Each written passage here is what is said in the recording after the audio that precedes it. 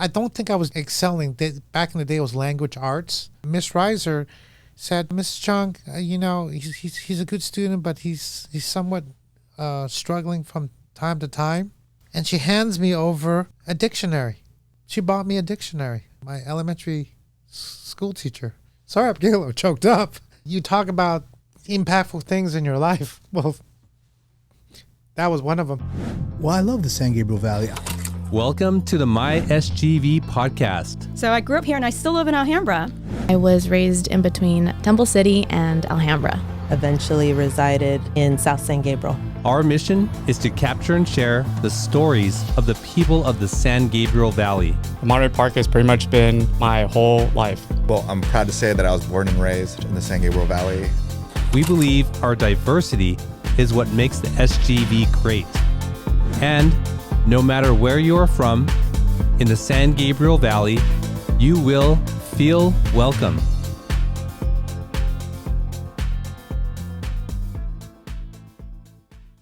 All right, SGVers, welcome back to another episode of the My SGV podcast. Thank you for tuning in. If you are new here, we bring you the stories of the people of the San Gabriel Valley. And if you are a returning listener, thank you so much for spending this time with us. We do appreciate it. Oh, Richard, I really enjoyed working beside you in the last couple months. I really got to know you in a way that's unique. I grew to appreciate your strengths and your skills. So I'm looking forward to this conversation from, it's now through that lens versus, had you come to this just as another guest, I wouldn't have had that perspective. So I just want to start off by saying that I really enjoyed that time working with you. And if you're wondering what that is, it's the event, right, that we just had March 15th at Blossom Market Hall. So I'm excited to have this conversation, but before that, thank you to Paris Baguette for sponsoring the treats for our guests each week. We love them. I know our guests love them. They always say something about the carbs and gaining weight, but they always seem to take it. So they're delicious. Go check them out in the city of San Gabriel on Las Tunas and say hi to Jason for us. Today we're joined by a healthcare professional who's been a cornerstone of the Pasadena community for over 2 decades. With a rich background in sports medicine, he's not only a chiropractor, but also an athletic trainer, specializing in kinesiotaping and innovative therapeutic exercises. Beyond his clinical practice, he's dedicated to education, serving as an adjunct assistant clinical professor and former director of a sports medicine residency program. His commitment extends to the community through leadership roles in organizations like the Asian American Professional Association and Friends Indeed. Please join me in welcoming Dr. Richard Cheung to the podcast. Welcome to the show. Thank you so much, Russell. Good to see you. Yes, good to see you too. And thank you for the invitation to be on your podcast. Yeah, absolutely. That we met at the first event, right? We met at Paris Baguette, I believe. Ironically enough, we met at Paris Baguette. So thank you, Paris Baguette. Yeah, and who knew what that was going to lead to? And we had a conversation over Zoom, and we're talking about this show. Yeah, it was just amazing to work with you, in these last couple months. But this is not about the event or us. It's about you. So, Richard, let's start with, what's your connection to the San Gabriel Valley? Yeah, let me tell you, I got the Asian flair. I look young, but I'm in my mid-50s. I am a true Angelino, born in Chinatown, and grew up there for just a few years until my parents moved my brother and I to Alhambra, where I went to Ramona Elementary School right by Valley and 6th Street. And I always share the story that I'm one of the pioneers of Asian influence in Alhambra, as stated in the picture of my kindergarten and first grade photo. There were only 2 Asians. One was Angie, a Japanese gal, then me, and everybody else was everything else in the world. And then through the years, I was at Ramona Elementary until the 5th grade. And then my parents decided to buy a bigger home where I lived in San Gabriel, and where I went to Washington Elementary. And then I went to Jefferson Intermediate, where now it's Gabrielino High School.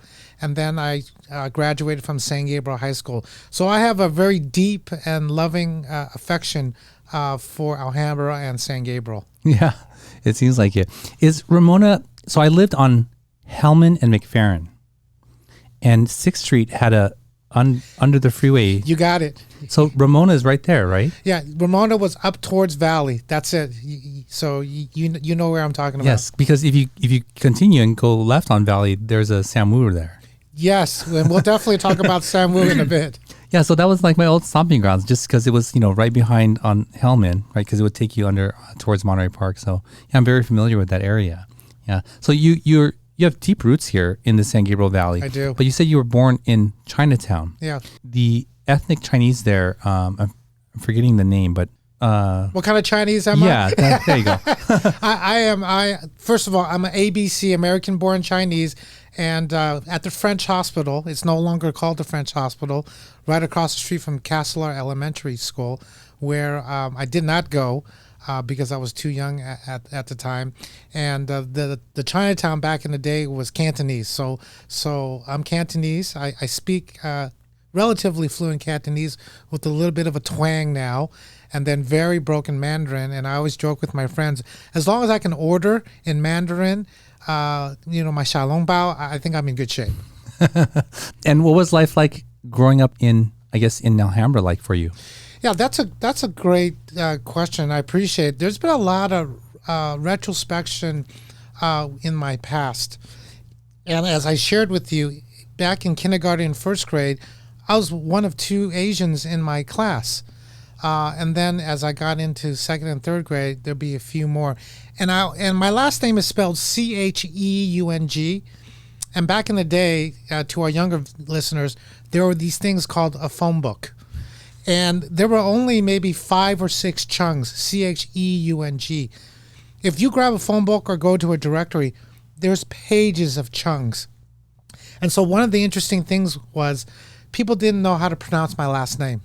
Is it Cheung or Cheung or right? And I always tell people, just pronounce it without the E. And so I really didn't, when you're that young, you really don't get enthralled in racism and people making fun of you. People make fun of you when you're a little kid anyways, just because that's what little kids do.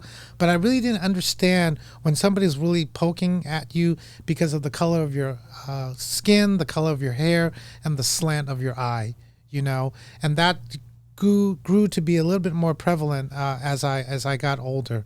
But I had a good childhood overall. And I'll share with you where this came full circle in later when we have our discussion, because I ended up being a substitute teacher during the transition of my career, and I actually subbed at all the high schools in the Alhambra School District, and even back at Ramona Elementary, where I will tell you, since we're on this subject right now, where I bumped into my kindergarten teacher when I was subbing one day. Wow. It was kind of wild. It was kind of wild. So, yeah. And what kind of child were you? I was your stereotypical, passive, introverted little Asian kid, right? Followed the rules, listened to mom and dad. I lived 7-8 houses from the elementary school. So mom or dad would walk me to school and drop me off. And I remember, there's one vivid memory I can remember. The one time that I was naughty was I had a bunch of crayons in my hand, and Ramona, before they did the remodeling, had the heater furnaces that looked like pipes against the wall. I would take a few of those crayons and I would melt them into the heater furnace. And I remember getting into trouble, and they called my mom to come get me.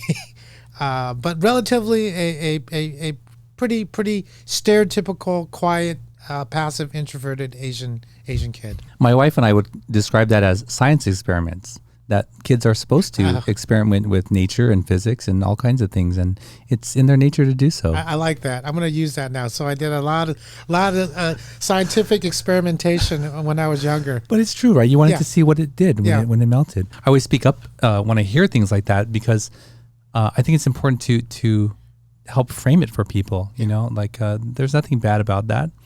And I think too many kids get their curiosity stamped out of them, for one reason or another. When you weren't coloring the the heaters at your school. What sort of things did you enjoy doing?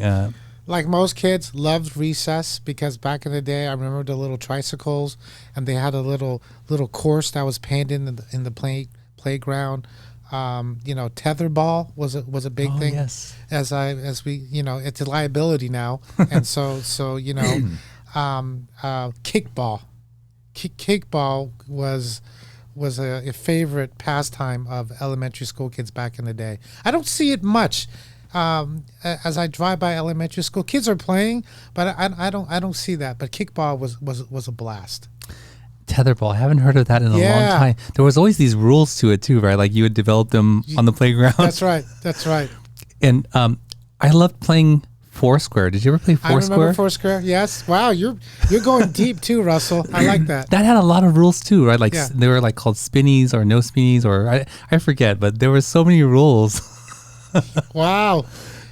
And the kids who were very athletic, they always seemed to dominate anywhere they went. Of course. Handball, yeah. Yeah. Well, that brings back a lot of memories of recess and playing those kinds of games. You went to, or your family moved. We moved. So Chinatown to Alhambra, and then Alhambra to San Gabriel. Now, so it was tough when I moved because I had developed a close-knit of friends since kindergarten.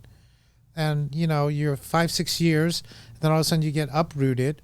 And I moved to San Gabriel, where the ethnic composition changed significantly, predominantly white and Hispanic at Washington Elementary. And I was only there for 1 year because Washington Elementary was only K through 6. And that was an interesting transition for me. When you're going into that junior high phase, there's a lot goes on physiologically, physically, and then of course mentally. And then being in a new environment, I was a little gun shy, in the beginning.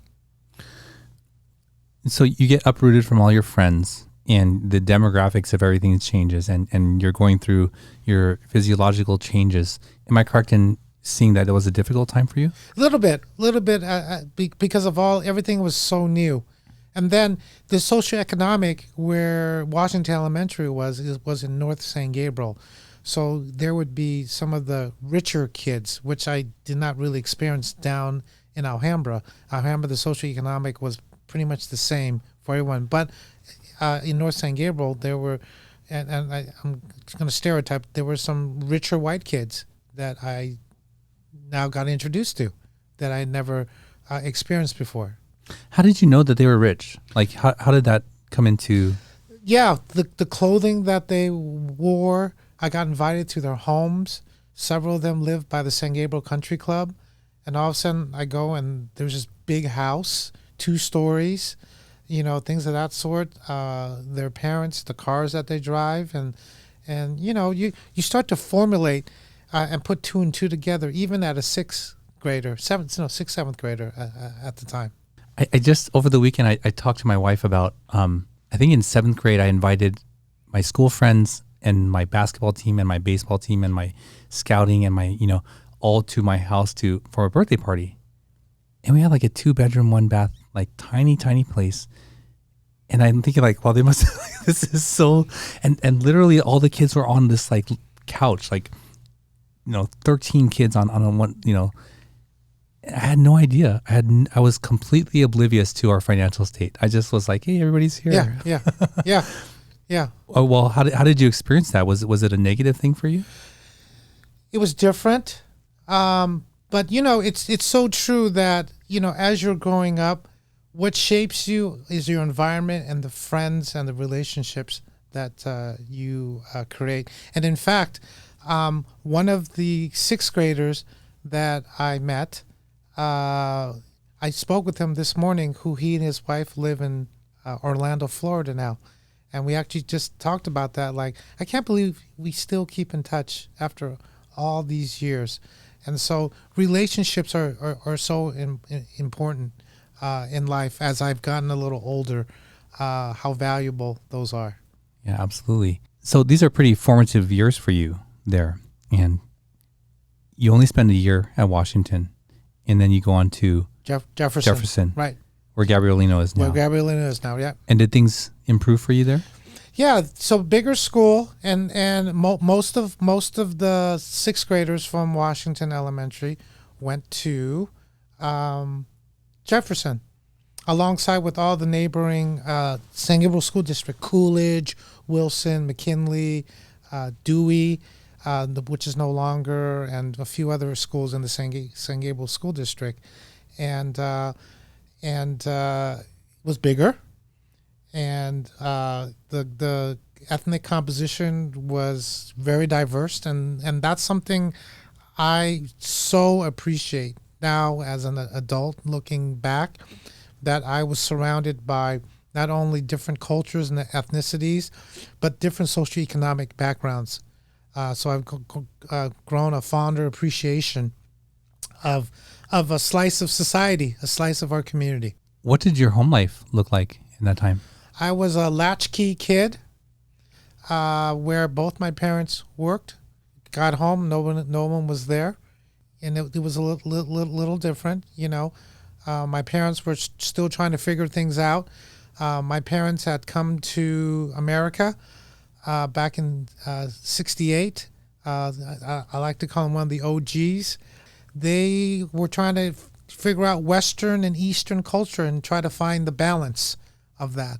And then to this date, you know, my family does a pretty good job of maintaining Chinese culture, where we celebrate Chinese New Year and do some of the customs and some of the other things, the Moon Festival, you know, and I tell you, the connection that helped my family assimilate was food.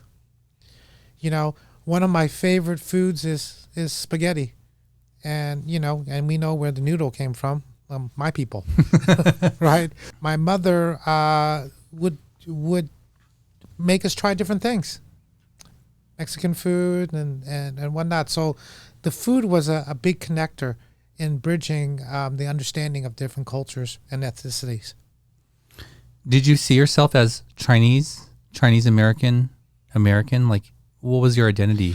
In the beginning, and I guess I can say this, we were maybe a little brainwashed to say that we're American. You know, you're as American as apple pie. Well, okay, but I'm as American as the dumpling, or I'm as American as the taco. Because as I got older and started meeting more people and got educated more, this land is of immigrants, right? We come from all facets of the world, all socioeconomics, all different struggles, trials and tribulations, as I call it, and to be American encompasses all of that. So it's not just apple pie and hot dogs, but it's the noodle, it's the tacos, it's the shawarma, you know, and everything else. You know, I know we're going to talk about food later, but my goodness, the SGV, and I'm going to say this now, is the mecca of just amazing Chinese food. You know, I have friends that come visit me, and I ask them, what kind of food do you want to eat? They're like, let's do Chinese food. I said, great. and then I said, but? Then what do you mean, but? Do you want seafood? Do you want Szechuan? Do you want hot pot? Do you want noodles? Do you want Shanghainese? And they're looking at me, and they're like, what are you talking about? Just take us where you normally go to eat. And where in the world can you celebrate and define what kind of Chinese food you want to eat? That's pretty powerful. That is pretty powerful. I spend a lot of time in Canada, as you know, and almost every Chinese restaurant there, it's changing a little bit, but is 1970s Cantonese for the North American palate. You know, yeah. It's some version of orange chicken, lemon chicken, chop suey. Yeah. And but everybody, like, when they say Chinese food, that's what they think of. Yeah. Right. And it's it's very different here. But you know, it's crazy now, right? With the injection of social media, Yelp, and other avenues.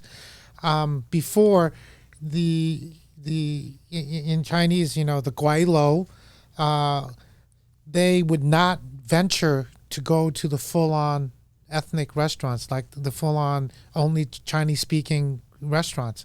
Now they flock to it.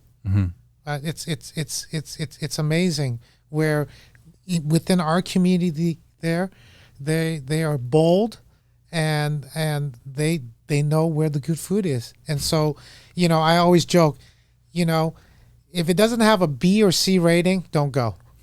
Right. And it's so nice to see so different types of people going into the ethnic restaurants, not only just the Chinese restaurants, but I've seen it all over. So I love celebrating that. One time I actually literally saw the chef in the back with like a, white tank top with a cigarette in his mouth, like making the dumpling. Yes. I was like, that's your classic style, right? Amen to that. Amen to that. Then you go to San Gabriel High School. I go to San Gabriel High School. What was high school like for you? Yeah, so San Gabriel High School, the composition changed again. It was more balanced now. We still had a segment of white Caucasian kids. We had a growing number of Asian kids. We had a lot of the refugee Vietnamese, and then we had strong Hispanic representation, and then a little bit of the other. That there was more of a sprinkle of the other. High school was very formative for me. I joke with people. When I entered high school, I was 4'10", 4'11", and I weighed 95 pounds. I was a rugrat. Whoa. Yeah, I was. Talk about being picked on by the seniors and whatnot. I was that kid, right? Just shy. And look, San Gabriel at the time was like 3,000 plus students, and it's a massive campus, and talk about being indoctrinated into large city life, if you will, going from one end of the campus to another, meeting some really interesting people. That's a mild way of saying some bad people. But luckily, I still had some of my core friends. And so, again, very blessed and fortunate to have friends of all ethnicities, all socioeconomics. And it's just, and let me say this while we're on the subject. I literally was very fortunate to grow up on the other side of the tracks. The railroad track that goes through San Gabriel to Alhambra is now underground. When I went to school to Jefferson and to San Gabriel High, we had to wait for the train crossing. And obviously anything above the train tracks was a higher end socioeconomic, and anything below the train tracks was not. So that stereotype really resonated. And I was very fortunate to have friends above the tracks and below the tracks. And that in itself really shaped the beginnings of who I am as an individual now. It sounds like you may have experienced some bullying in high school. Not only did I experience some bullying, but some racism. Finally got hit with a little bit of that. People calling you derogatory terms, and again, being a freshman, sophomore, you don't really get it until you get it, and when people started making fun of you, and because of the color of your skin, the slant of your eye, that kind of came around. Because now you're in the teenage years. You're 14 to 18. Some of the 16, 17, 18-year-olds are doing adult things, and so that was difficult. But, that's part of the evolution process of going through high school, right? Started at 4'10", 4'11", and I graduated at 5'7". So I was a late bloomer in terms of physical attributes. Oh man, that's comes with a lot of discomfort in mobility, just because the difference of your space, your awareness of yourself in space is changing. Yeah. Wow, 8 inches, 9 inches, that's a lot. Yeah, late, and let me share with you the late bloomer thing too. still relatively a introverted, quiet, passive Asian kid, and I started to gain more confidence through the high school years as a sophomore, as a junior, and my senior year, I actually became senior class president, which was kind of wild to say that, and really connected the dots on a whole lot of things.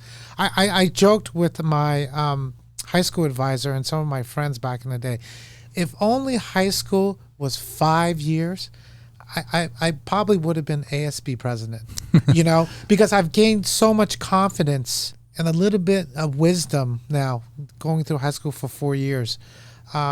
So yeah, just to label, if only high school was 5 years. And when I was on executive board for student government, I actually was nominated to be on a homecoming court, which and I beat out a really popular kid, which was crazy in itself. So as I look back, 4'11", rice bowl haircut Chinese kid goes to high school, and he becomes senior class president. And I also played 4 years of tennis and got nominated to homecoming court over the popular kid. Never in my wildest dreams. Never in my wildest dreams. That doesn't happen just by chance. What were the things that you experienced that changed you from when you first entered high school to becoming more confident? Again, I think being surrounded by good people, some of the relationships, I would meet people along the journey of my 4 years. Some of them that I met in sixth grade when I moved to Washington to Jefferson. And then ironically, this is the crazy part of where life takes you. All of a sudden, I leave some of my friends from Ramona Elementary up to the 5th grade. I meet up with some of them in high school. I don't see them for 5-6 years, and I end up seeing them in high school. And then some of the classes that I took French. I took 2 years in junior high and then 3 years in high school. So I took 5 years of French, and there was a core of us that from junior high all the way through that really gave confidence. I remember taking field trips to watch French movies, and I could comprehend about 70-80% of it. Some of my teachers were very influential. I still keep in touch with some of these teachers to this day, which is an incredible feat in itself. I like to share the story. My high school counselor, who I took care of her kids when they were growing up in my practice, which was an honor for me to do so. Last year, she sent her brother-in-law to me, and so these little flashbacks of life and how you connect with people and how it comes back to you is pretty crazy. It's pretty crazy. Really neat at the same time. What were the groups of kids or clubs like? Who did you associate with at that time? So obviously the tennis team, that was a good bunch of guys, and then obviously we had a connection with the girls team, and in fact I still keep in touch with a very close touch with one of the girls that's now one of my wife's good friends. Is that Christine? No, funny enough, Christine played at Keppel, and then my friend Kathy Neal, who played at San Gabriel, who's now good friends with my wife. So that's one pocket of friends. ASB was another pocket.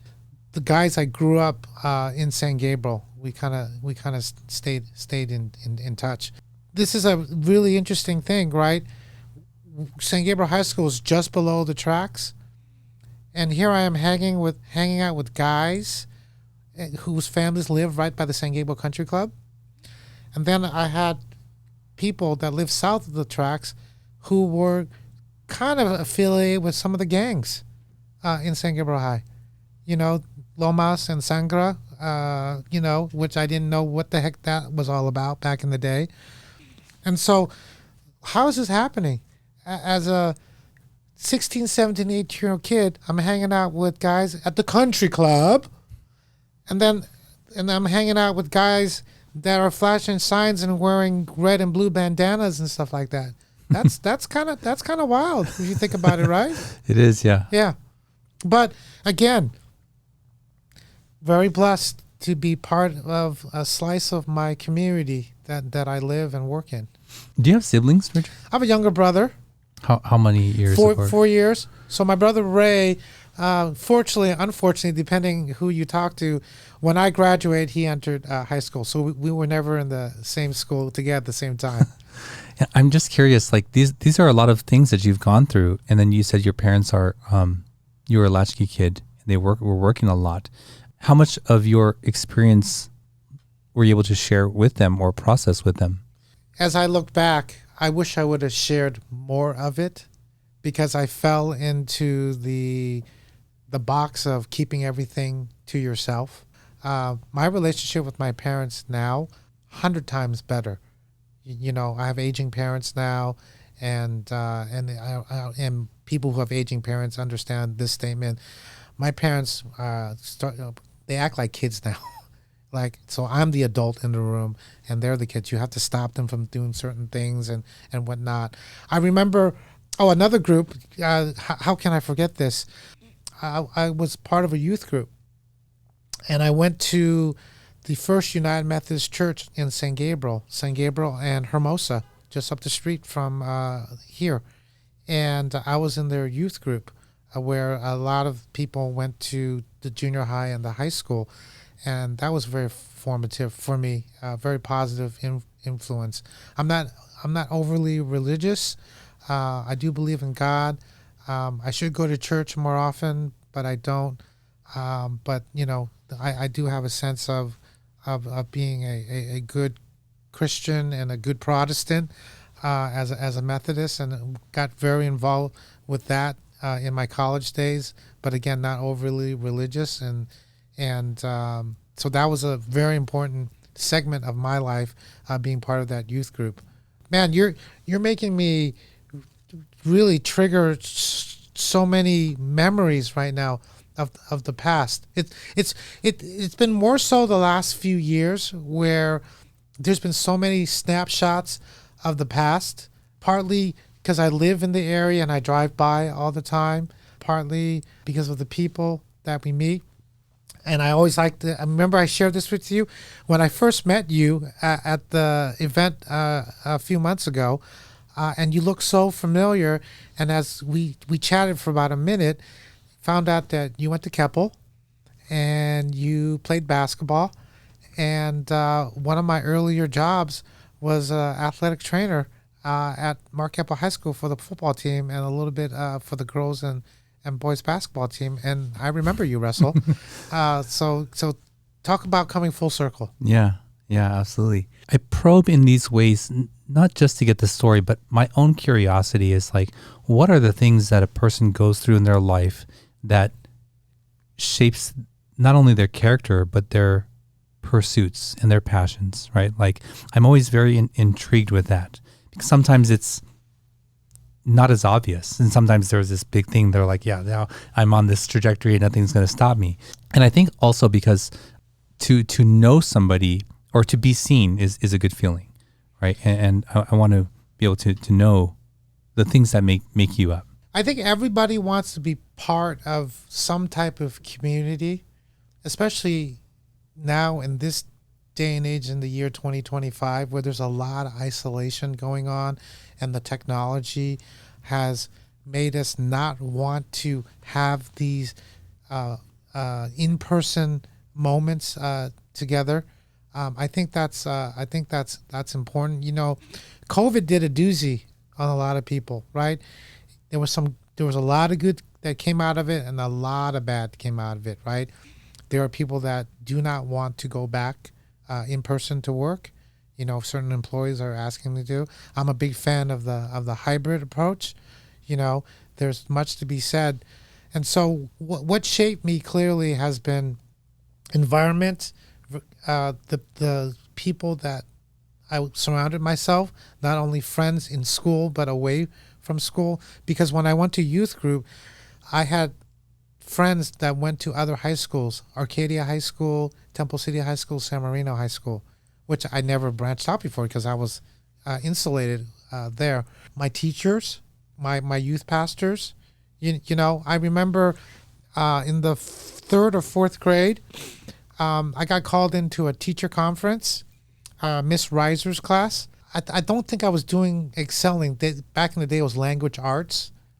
And Miss Reiser said, you know, Richard, Mrs. Cheung, you know, he's a good student, but he's somewhat struggling from time to time. And she hands me over a dictionary. She bought me a dictionary. My elementary school teacher. Sorry, I'm getting a little choked up.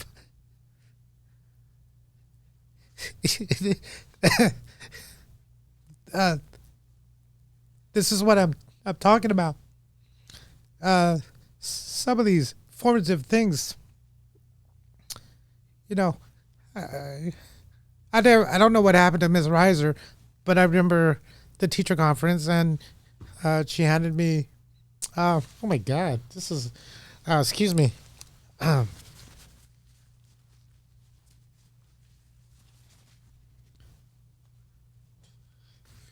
You talk about impactful things in your life. Well, that was one of them, and I hadn't even thought about that until just now when you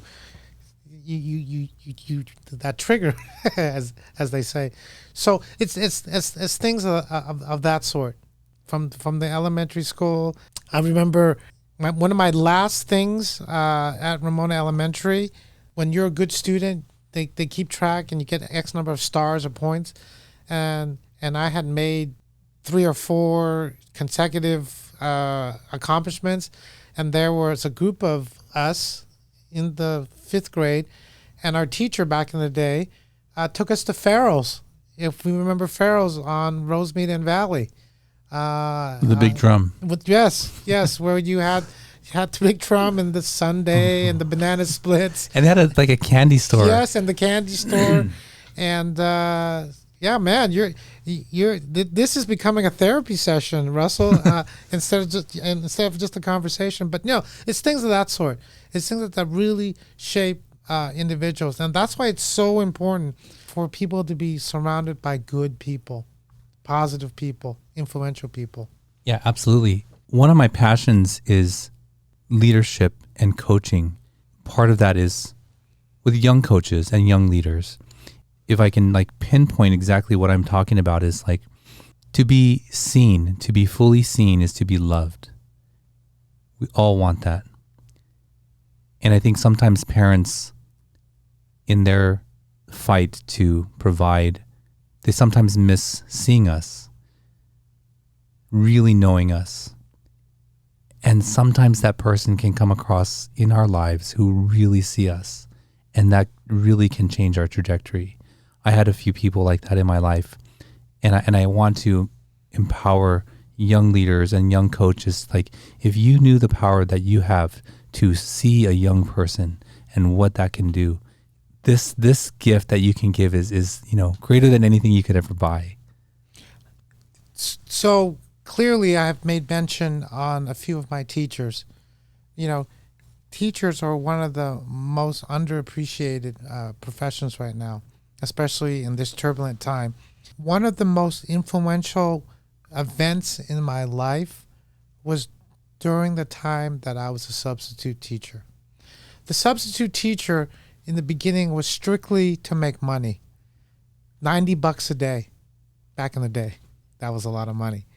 And then somehow or other, I kind of got into it. A lot of students, especially in high school, when I subbed, especially at your alma mater at Mark Keppel High School, they thought I was a student. And so I ended up wearing a tie when I subbed at the high school, just because I had that young baby face at the time. I went to every single school in the district, and I went to all the high schools. San Gabriel, Alhambra, boo to Alhambra, from the guy from Keppel and San Gabriel, and even the pre-K school. I subbed there, which was very interesting in itself, all the way to adult school. So I got splattered into all the different schools in the district where I really had to dig deep. You know, sometimes I taught and sometimes I was just meant to be a disciplinarian. Just don't let things get out of control, you know.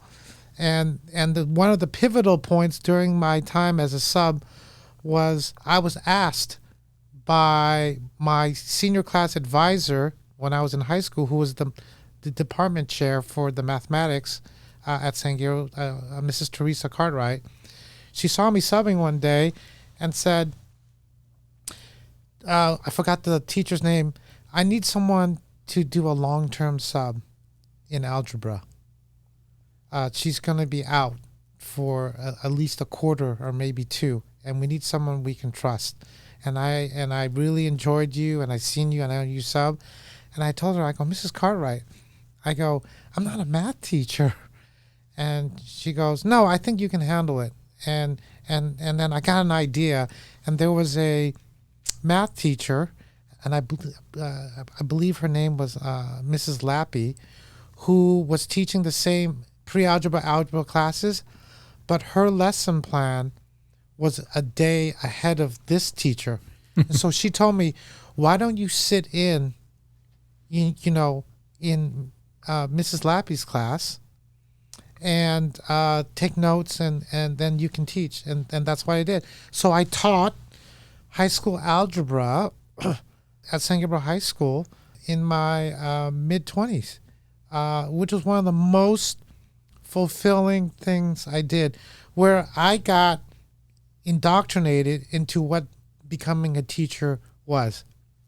Took roll, sent kids to the dean's office when they acted out of control. I remember one day in between classes, I went to the men's room, and when I came back, somebody had a stink bomb the classroom, and we had to evacuate the class, and we had to move into teacher conferences, things of that sort. And so I really got that teaching bug. And talk about leadership. When you are a teacher, you are elevated in becoming a leader, no matter if you want it or not in the classroom. And then when I finished my time as that long-term sub, and I was getting ready to go to grad school, I remember the assistant principal pulled me aside and said, what do I need to do to keep you here as a teacher?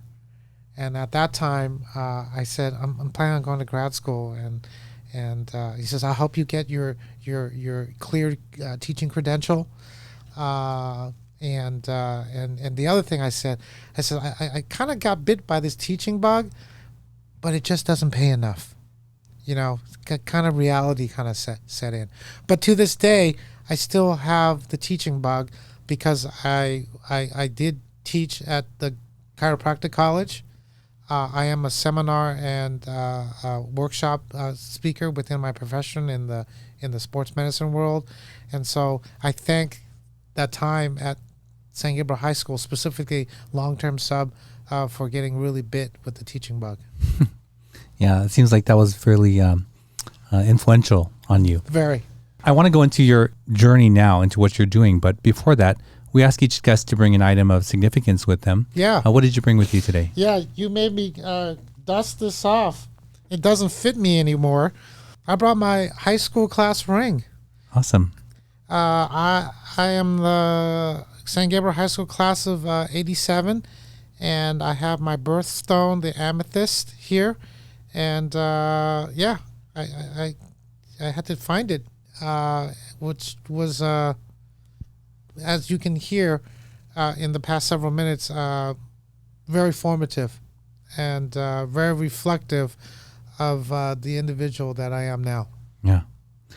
You're born in February? Born in February. February what? 28th. I'm born February 22nd. There you go.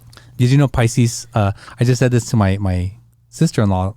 We were talking about zodiac signs. I don't believe particularly in them, but I said, I'm a Pisces, and Pisces are known to have a lot of other friends who are Pisces. And then she goes, oh, like fish who's school. And I was like, I never thought of it like that, but that makes sense. Yeah. Well, thank you for bringing that in. Yeah. Richard, we're going to get to your story and what you're doing now as a chiropractor, but let's take a quick break and we'll be right back. Sometimes, even the best of us can slip up. That's why the law offices of Scott Wormuth are here to pick you back up again. And while they strive to get you the biggest compensation possible, oh my God. Their main concern is your health and recovery. They work closely with doctors and insurance companies to make sure you get the proper medical treatment. Initial consultations are free, so give them a call. At the law offices of Scott Wormuth, we're with you all the way.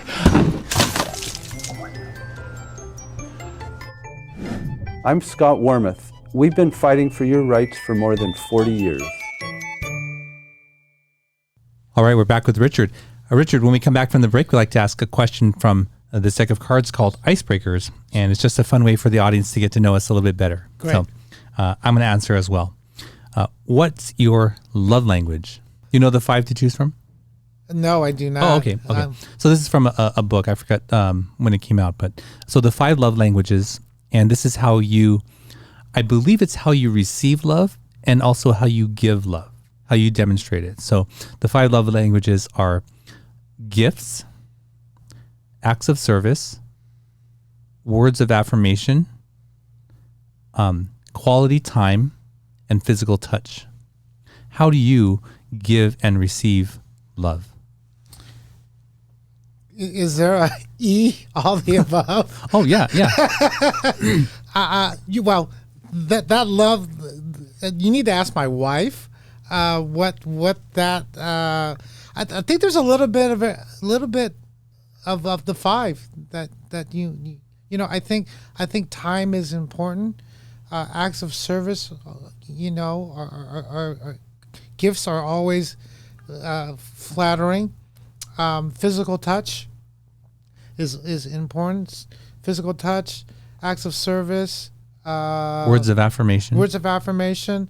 My wife probably could say I could probably do a better job with that. Okay, so maybe that's not your love language. Yeah. And maybe that's hers. Is that yours? Yeah.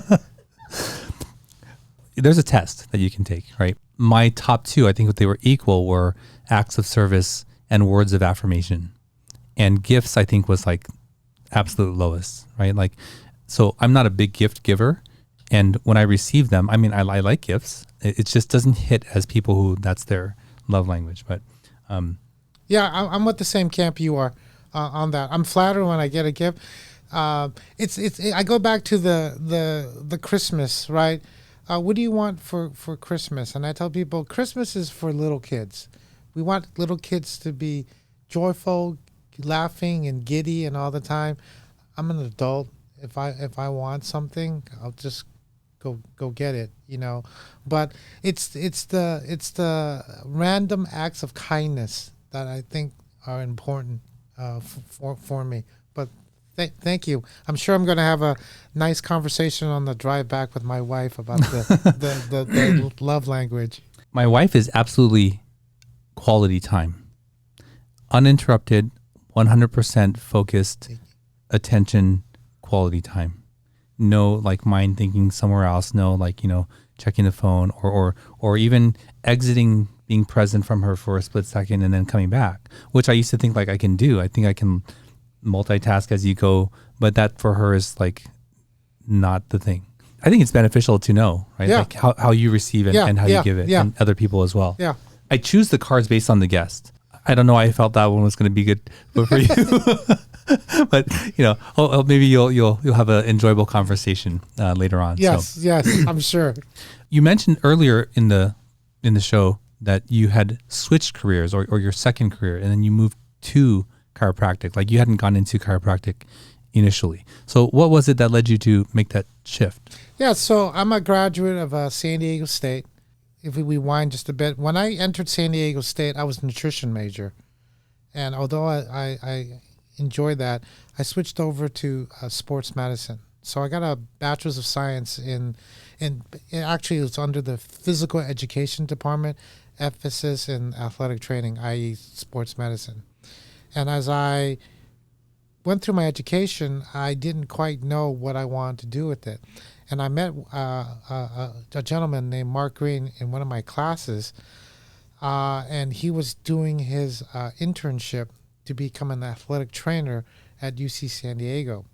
Well, I followed his path not to become an athletic trainer at the time, but because I wanted to correlate what it meant to read the literature and to see actual pathology. If somebody had a grade 1 ankle sprain, or when somebody blew their knee out, what did all that mean? So I just wanted to get some experience in the athletic training room or on the field. And so I met the head trainer there, Marsha Kleber, a fantastic gal who took me in. I went and volunteered, 10, 12 hours a week. And then I was able to put 2 and 2, the theoretical and the practical together, the book smart and the hands-on. And then as I started to do that, Marsha said to me, why don't you stay another year, because you can probably finish your hours and you can sit for your athletic training examination. And so I did. I stayed in San Diego for an additional year. It took 5 years to get my bachelor's. I could have done it in 4.5, but what's the point? San Diego, enjoy life in your early 20s, right? And I took the test. I failed it the first time, took it again, and I passed, and I became an athletic trainer. And that's where my first job was, at Marquette High School, where I worked for the football team and later on with the basketball team as the athletic trainer. And then, where I also subbed at the same time. That was great. Really enjoyed it. Learned a lot, but the pay was terrible. There's no way to climb up. So then I looked into grad school, physical therapy school, med school, and chiropractic. PT was PT. Chiropractic was interesting because I, as a doctor of chiropractic in the state of California, I can order tests. I can order x-rays. I can order MRIs. And I have autonomy. Didn't really go into the medical route because not a big blood guy, right? And not a big... Meaning you don't like the sight of it. Yeah, the sight, I'll deal with it. And drugs, right? I'm a natural kind of guy. And I went to a chiropractor when I was younger because I had childhood asthma. I wouldn't say that the chiropractor healed my asthma, but sure improved the quality of my life. And so I kind of parlayed into that and ended up going to chiropractic school. And then getting my athletic training initials after my name. Best thing ever. Just because the level of street cred in my world was elevated significantly. And now there's so many chiropractors that are not only DC, but also AT or ATC after their name. And so I legitimately can tell people that I actually specialize in sports medicine because I have the education as well as the academic knowledge to say that. And so here I am, 26 years in private practice, 27 years in private practice now. Kind of crazy. Wow. Yeah. That's a long time. Long time. As a faculty member of the Kinesio Taping Association, you've taught courses both in the U.S. and internationally.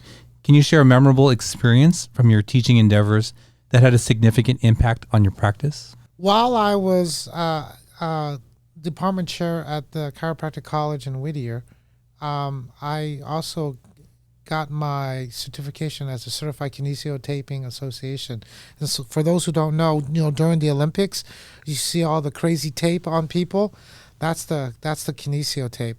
And so I was very fortunate to get selected, take the course, pass, and become an instructor. And so I've taught students and other healthcare professionals, and then very fortunate to have traveled abroad to teach. So I've taught, I've presented in Venice, Italy. I taught courses in Taiwan and whatnot.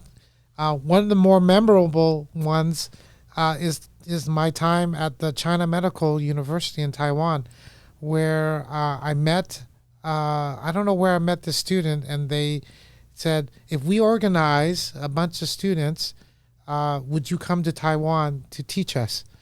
And sure enough, they did.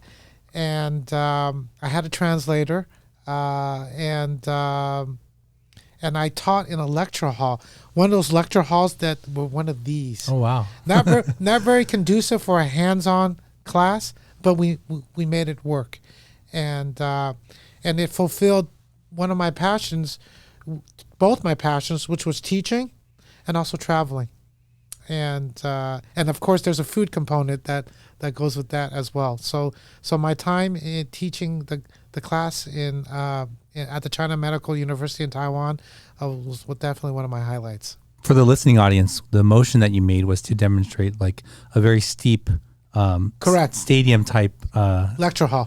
Yeah.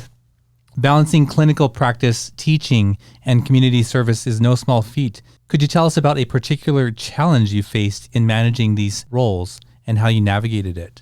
Yeah, so one of my other passions in life is doing a lot of nonprofit work. You know, I am a board member with the Asian American Professional Association, AAPA. I am the past president of Friends Indeed, which is a local nonprofit in Pasadena that deals with homelessness and poverty issues. And then I also am a board member with LA's Best, an enrichment after-school program for the city of Los Angeles. And then a few years ago, I sat on the alumni board of my graduate school. For some reason, I don't know where and how I got bit with the nonprofit bug, but there has always been a calling to serve in whatever capacity, right? And I just make it part of my life. You know, at one point I was on too many boards. I'd be the first to admit, and luckily, two of them, my time has expired on those seats. But there's something about giving back, not to be cliches, but to give back, not only for that feel good, but clearly you make an impact in the community that you live and work in, and so. Like waking up and exercising and eating right and brushing your teeth, that's part of my life in the nonprofit space. In your experience, what's the most surprising misconception people have about chiropractic care? Not so much now, but before we were called quacks.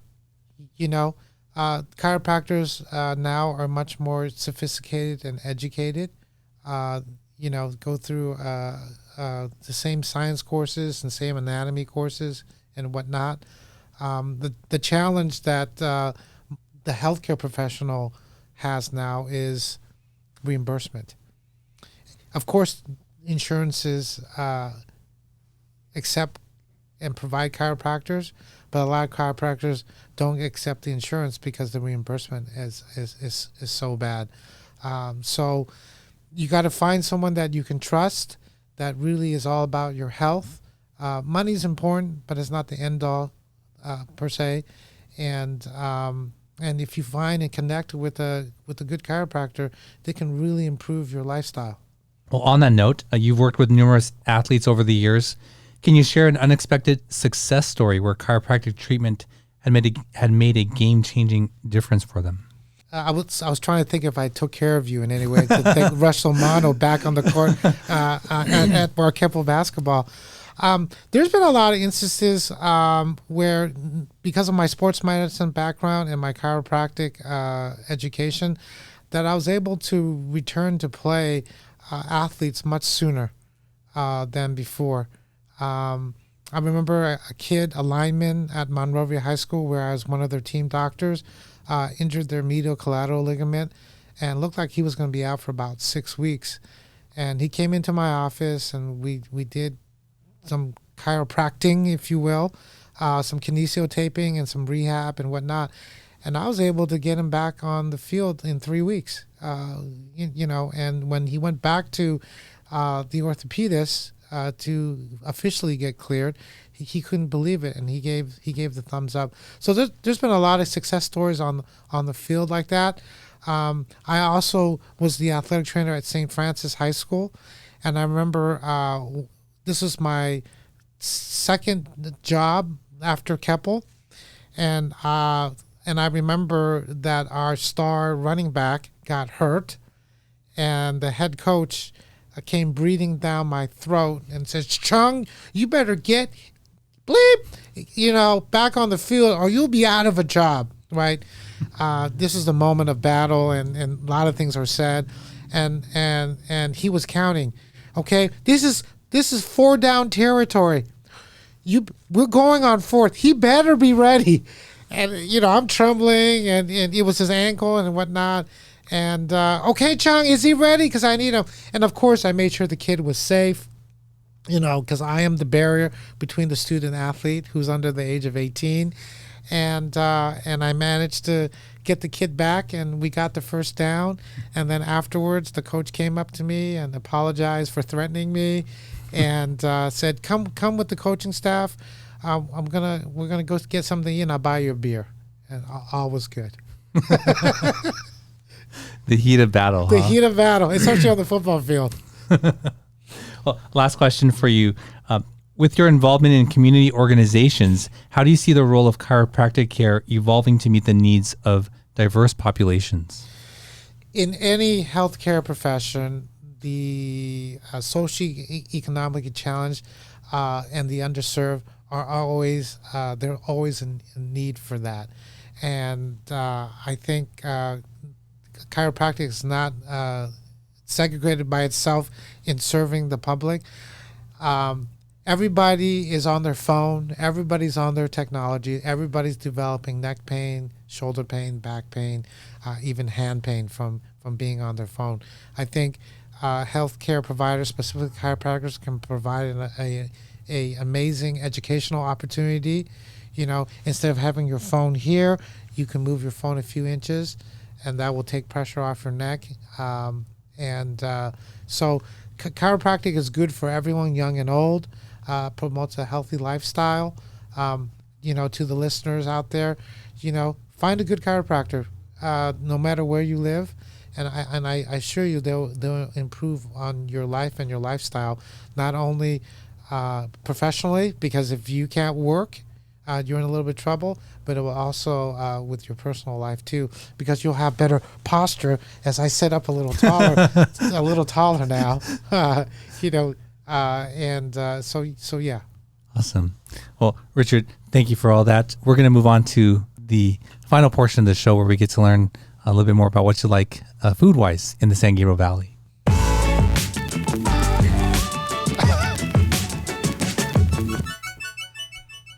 All right, Richard, this is what we call the SGV3, and we get to learn your 3 favorite places to eat or eateries in the San Gabriel Valley. I say eateries because they can be restaurants, they can be stands, trucks, any of those. So tell us, what is your number 1? So back in the day, before juicy xiaolong baos are now so popular, there was on Valley between New and Del Mar called JJ in that plaza, and they made one of the best xiaolong bao out there, along with the Shanghainese thick chow mein. That's some OG stuff, Russell. JJ, just no longer. But JJ was one of the original xiaolong bao places that was good, inexpensive. And of course, if you're a true xiaolong bao eater, and I've been speaking Mandarin when I'm supposed to be speaking Cantonese, xiaolong bao, you got to have the ginger and the vinegar. When you add that combination, you're legit. Can I say something here? Affectionately to my friends, I am known as the dumpling and noodle whore. That I can eat those for days, 24/7, 365. Wow. Okay. Well, JJ for me evokes, I would say more like a hangout memory than food, because it was the late night after party hangout spot, and a lot of the cars were parked there, and there was like smoking after hours there. It was just it was a place to see and be seen, and the way that it's laid out, those double glass doors.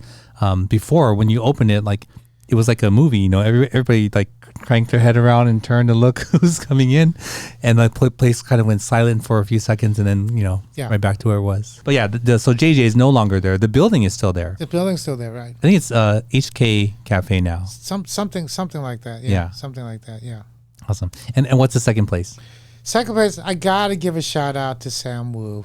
Okay, how can I not give a shout out to Sam Wu, the OG on Valley and 6th Street? Yeah. Where you hang the ducks, the char siu, the siung up, the xiao gai, and all that.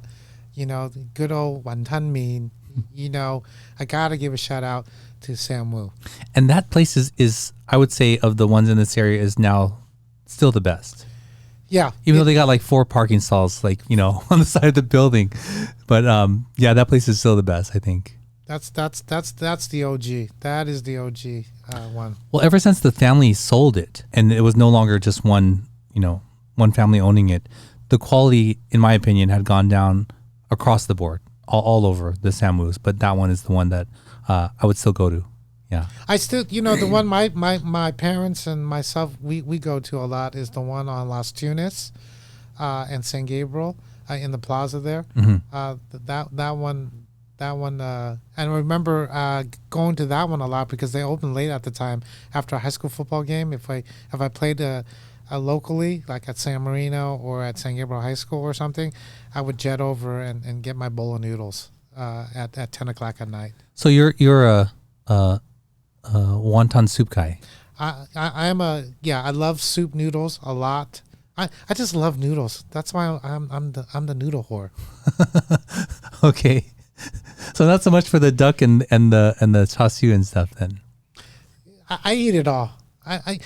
Can I tell you something? When I travel and I go to like Europe or Italy or Spain or whatever, one of the first meals I have immediately has to be Chinese food.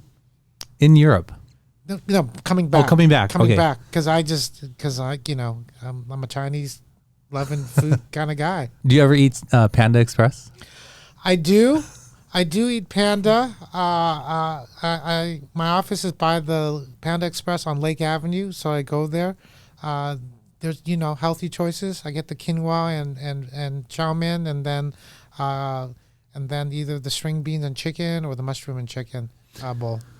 I just drove by their restaurant. Yes. They're redone. Wow, it looks beautiful. Yes. I've not been inside though. The people are raving about it. So good for I believe it's a Cheung family or something like that. Good for them. And they're big time givers too to the community, which I appreciate. And the third place. Man, the third place, I gotta tell you, because they're all over.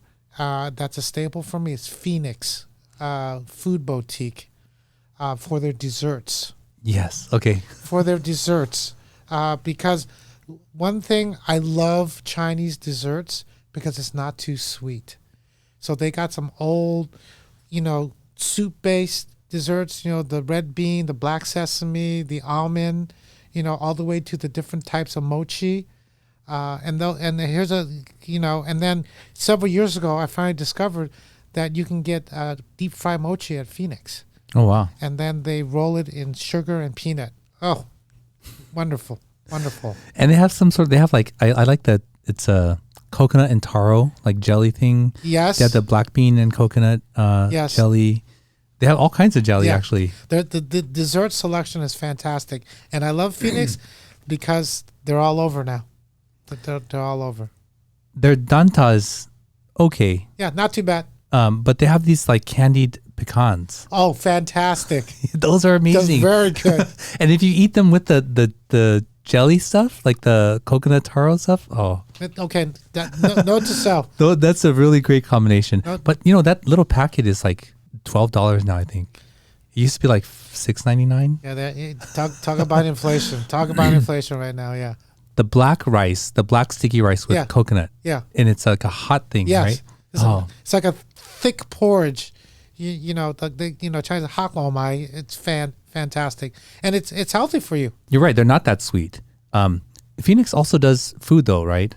Yeah. Good Cantonese food there. Good chow mein, chow fan, the yeah, they do a good job. They do a good soup noodle for me as well. They got all different types of noodles, right? You got the vermicelli, the rice noodle, the egg noodle. Spoken like a true noodle guy right now. Oh, you like all the noodles, huh? Yeah, I can do noodles. In fact, after this podcast, we're going out for a bowl of noodles since we're down here. Oh, wow. Okay. Where are you guys going? I'm not too sure. She's going to bring me, my wife's going to bring me to a new place that I haven't tried yet. Awesome. Well, Richard, I really enjoyed this conversation with you, and I appreciate you coming down here. If people want to get in touch with you or take advantage of your services, what's the best way for them to do that? I'm an old school guy. Phone number is 626-398-3838. That's super easy to remember. And then my website is www.tapingdoc.com. And then, of course, you can Google Pasadena chiropractor, and I'll pop up on Yelp and Google and whatnot. Remember, it's CHEUNG, not CHUNG. Awesome. Well, Richard, thank you so much for coming today and sharing your journey and your story with us. I do appreciate it. I appreciate the time and the opportunity, Russell. Thank you. Yeah. Well, there you go. Another episode in the books for you. I hope you enjoyed that episode. I really did. I hope you got a lot from that. It's interesting to see the path that Richard has taken, the things that have woven into him in his life. I like to see, just in him retelling this story, his joyful memories, and how these experiences have sort of shaped them. And I say that to contrast because some people can look at the very same event and have this like very doom and gloom mentality about it. And I think Richard has a very positive way of looking at all the things that he's encountered in his life. So I hope that you may also have that. And if you're, viewing things from that perspective of maybe a negative one, that you can see the silver lining in those things. Well, if you like this kind of content, please consider subscribing. Don't forget to like and share, and you can check out the full back catalog of episodes on our website, mysgv.net. And until next week, we'll see you then. Thank you for joining us on the MySGV podcast. Check out more of our content on our website, mysgv.net. This show was produced by Scott Warmoth, directed by Russell Mano, edited by Victoria Allers, and original music by Yone OG. If you'd like to join us next week as we capture and share more stories from our diverse community, feel welcome. Nice mother. No, kind of mother.